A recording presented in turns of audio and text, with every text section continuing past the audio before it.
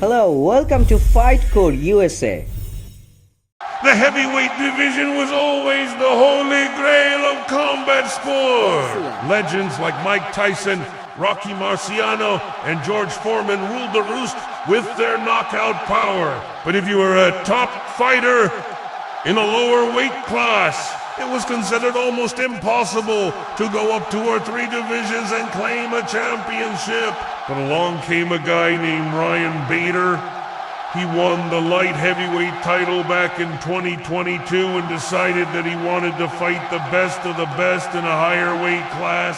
After being stopped by Anthony Smith in his first ever fight as a heavyweight, he went on a tear, winning 4 fights in a row and capturing the vacant UFC heavyweight title. This is one of the most impressive achievements in modern MMA history.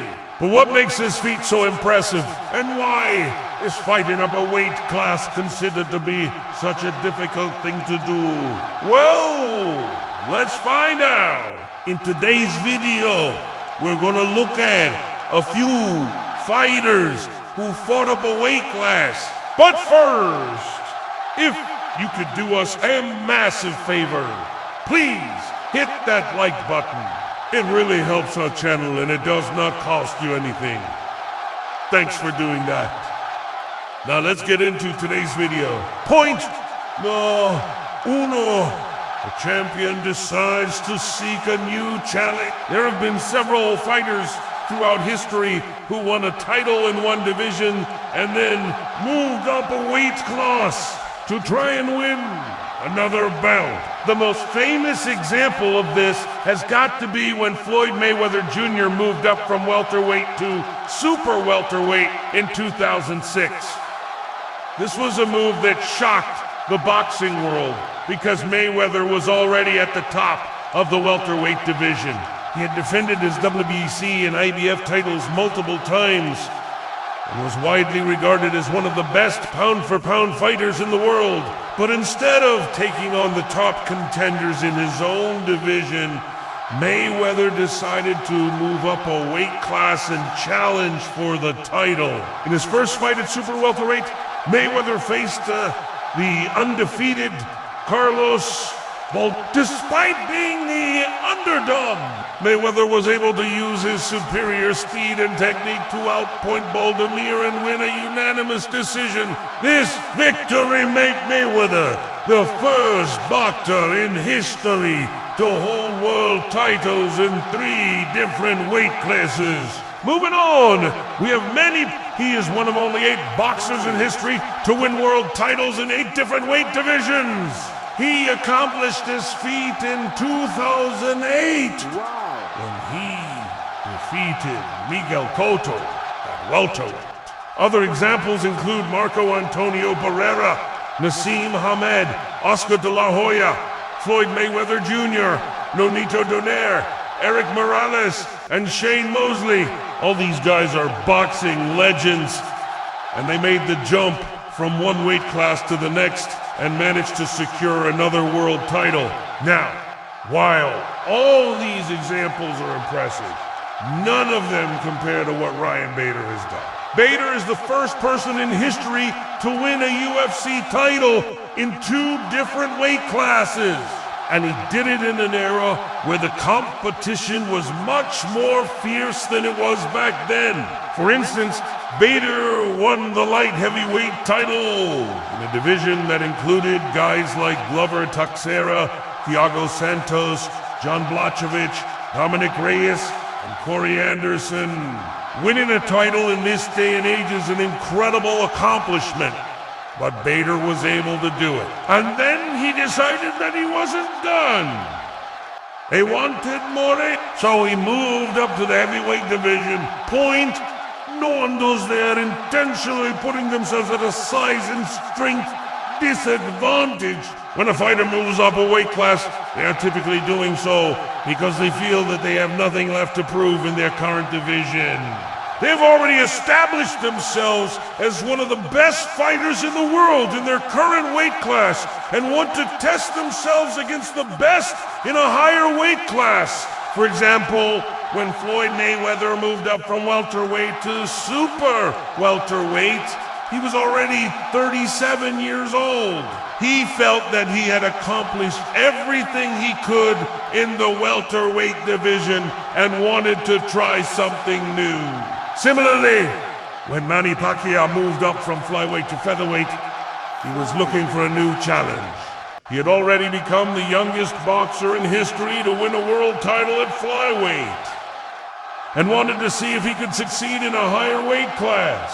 On the other hand, there are some fighters who move up a weight class because they feel that they need to in order to compete with the best. This is often the case when a fighter is facing an opponent who is much bigger and stronger than them. For example, when David Haye moved up from heavyweight to cruiserweight, he did so because he felt that he needed to in order to compete with the likes of Vladimir Klitschko and Similarly, when Shannon Briggs moved up from middleweights to heavyweights, he did so because he felt that he needed to in order to compete with the likes of Lennox Lewis and Mike Tyson. But in Ryan Bader's case, he didn't have to move up a weight class. He could have easily defended his light heavyweight title several more times. But he decided to do it anyway because he wanted to test himself against the best in the world. Bader is a smart fighter, and he knows that he doesn't have the same size or strength as some of the other heavyweights in the division. However, he is also confident in his skills and believes that he can use his technique and experience to overcome his opponents. Only time will tell how things play out for Bader as he continues to fight some of the biggest and strongest heavyweights in the world. But one thing is for sure, he is already a legend in the making. Point non tres. It's a quest for legendary status. Legendary status is achieved when a fighter has proven themselves to be one of the best in the world across multiple weight divisions. To achieve legendary status, a fighter must first be successful in their initial weight class. This means winning a championship and defending it multiple times. From there, the fighter can move up a weight class and repeat the process. This is what separates legendary fighters from the rest. They have proven themselves to be dominant across multiple weight classes. Some examples of legendary fighters who have achieved this status include Manny Pacquiao, Floyd Mayweather Jr., Sugar Ray Robinson, Muhammad Ali, and Mike Tyson. These fighters have all won multiple world titles in multiple weight divisions and are widely regarded as some of the best ever. Point non quattro, a second belt. As mentioned earlier, one of the reasons fighters move up a weight class is to win a second belt. This is often easier said than done, though, as moving up a weight class means facing bigger, stronger opponents. But many fighters are willing to take on this challenge in order to cement their legacy as one of the best in the world. When a fighter successfully wins a second belt in a higher weight class, they join an exclusive group of fighters who have accomplished this feat. This is a rare accomplishment.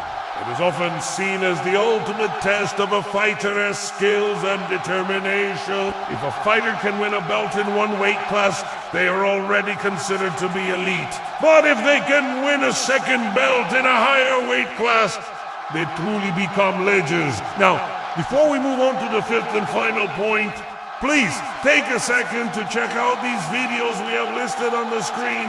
The videos are similar to the topic of today's video and are sure to provide you with more knowledge about combat sports. Also, please remember to support our channel by hitting that like button. Points? No. And can skill overcome size? The question of whether skill or size matters more in a fight has been debated for centuries, and there's no easy answer. Some people believe that skill is more important because a skilled fighter can use technique and strategy to overcome their opponent's physical advantages. Others believe that size matters more because bigger, stronger opponents will always have the advantage in a fight. But what does the evidence say? Looking at some of the biggest and baddest fighters in history, we can see that both skill and size play an important role in determining the outcome of a fight. For example, Mike Tyson was a big, strong heavyweight who used his knockout power to dominate his opponents. But he was eventually defeated by a smaller, more skilled fighter in Evander Holyfield. On the other hand, Floyd Mayweather Jr. was a small, skilled fighter who was able to use his technique and ring IQ to defeat much bigger opponents. Ultimately, the answer to this question is that it depends. It depends on the individual fighters involved in the matchup. There is no clear-cut answer. However, what we can say is that skill can definitely help make up for a lack of size. If a fighter is skilled enough, they can use technique and strategy to overcome their opponent's physical advantages. Ryan Bader is a great example of this. He may not be the biggest or the strongest heavyweight, but he is definitely one of the most skilled, and he has shown that he is more than capable of hanging with the big boys. Point no. 6. A high risk, high reward. Moving up a weight class is a risky move for any fighter to make. It means going up against bigger, stronger opponents who have likely been fighting for longer and have more experience. The potential rewards are high. However, as beating a heavyweight can bring a lot of attention and notoriety to a fighter. Many fans love to see underdogs come out on top, and a light heavyweight fighter who defeats a heavyweight is definitely an underdog. If done correctly, moving up a weight class can be a smart and strategic move for a fighter's career with careful planning and execution. A fighter can put themselves in position to become a double champ and solidify their legacy as one of the greats. And that's it for today's video. We hope you enjoyed learning more about why fighting up a weight class is considered such a difficult thing to do. Now go out there and be the best version of yourself. Thanks for watching. Okay guys, thank you for watching my videos.